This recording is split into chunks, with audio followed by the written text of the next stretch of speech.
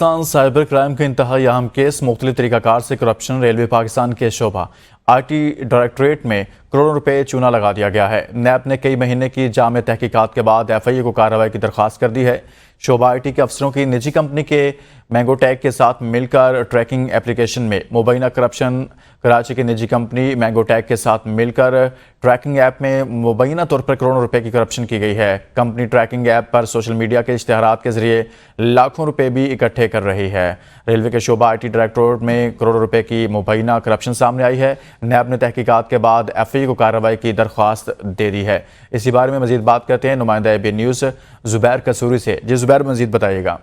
جی بالکل، آپ بالکل درست فرما رہے ہیں، ایسے ہی ہے۔ یہ ایک معاملہ جب سے پاکستان میں آپ سمجھے آن لائن ٹکٹ بکنگ کا معاملہ ہے، آن لائن ٹکٹ اور ٹریکنگ کا معاملہ ہے، یہ تقریباً 10-12 سال پہلے ریلوے کے اندر آن لائن ریلوے آپ چیک کر سکتے تھے کہ ریل کہاں پہ ہے، تو یہ ایک ٹریکنگ ایپ بنائی گئی تھی۔ اب اس معاملے پہ جب یہ ایپ بنی تو اس پہ سرکاری طور پہ ایپ کے بعد یہ اشتہارات جو سوشل میڈیا کے فیس بک اور دیگر کے جو ایڈ تھے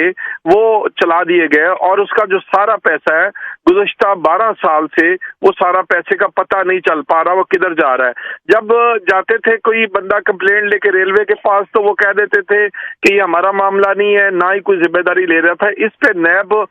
پاکستان نے تقریباً 3 سے 4 مہینے میں تحقیقات کی، اور انہوں نے بھی بعد میں کہہ دیا کہ یہ سائبر کرائم کا معاملہ ہے تو ایف آئی اے دیکھے گا۔ اب یہ جو کروڑوں روپے کا چونا ریلوے پاکستان کو لگ رہا ہے، اور سارے پیسے جو ہیں ایک پرائیویٹ کمپنی کراچی کی بتائی جا رہی ہے جس کا نام مینگو ٹیک ہے، اس کو نیب نے کہا ہے کہ ان کے خلاف کارروائی کریں، اور ایف آئی اے پاکستان اس سائبر کرائم پہ کارروائی کرے، کیونکہ اس نقصان سے ریلوے پاکستان کا کروڑوں کا نقصان ہو رہا ہے۔ جبکہ ریلوے پاکستان سے جب جواب طلب کیا نیب نے تو ریلوے پاکستان کے لوگوں نے کہا کہ ہمیں یہ پتہ ہی نہیں ہے کہ یہ قانون کیسے کام کرتا ہے، ان کا رویہ اور ان کا طریقہ کار اس میں بالکل نامناسب تھا، جس پر نیب اسلام آباد نے کئی مہینے تحقیقات مکمل کرنے کے بعد ایف آئی اے اسلام آباد کو ان کے خلاف مقدمہ درج کرنے کا بھی